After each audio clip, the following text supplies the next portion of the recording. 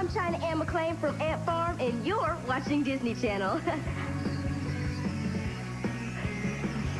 All right.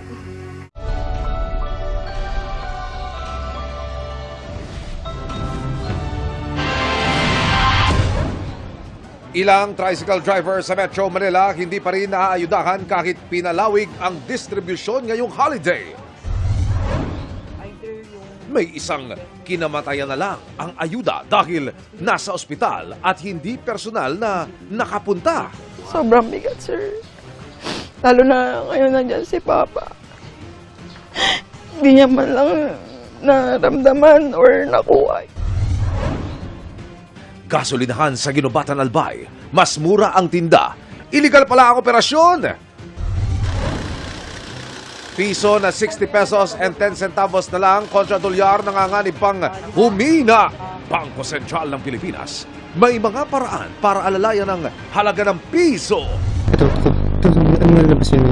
Exclusive, mga hindi rehistradong bakuna kontra rabies na bistong nire-repack at ibinebenta umano sa Taguig. Gasolina, 100 piso kada litro na rin sa susunod na linggo. Welta kami! Pagbasura sa Oil Deregulation Law at pagbawi sa excise tax at VAT sa produktong petrolyo, sigaw ng mga nagwelga. Abogado ni Vice President Sara Duterte, natanggap na ang imbitasyon para sa pagdinig sa 2 impeachment complaint. Pero hindi pa tiyak kung dadalo ang bise. Ilang taga Trinidad Benguet abala na sa Strawberry Festival Float Parade ngayong long weekend. Pero mga turista matumal daw dahil sa mahal na gasolina.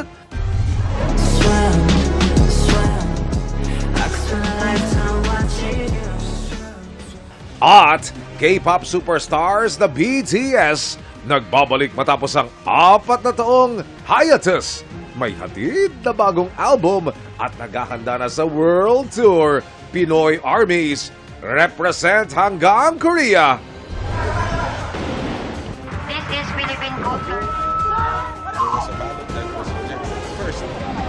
Live mula sa GMA Network Center, ito ang 24 Oras. Magandang gabi po, Luzon, Visayas at Mindanao.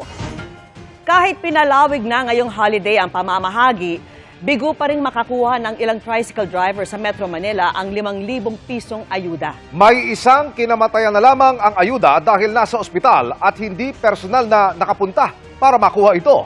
Ang paliwanag dyan ng DSWD sa pagtutok ni Ian Cruz.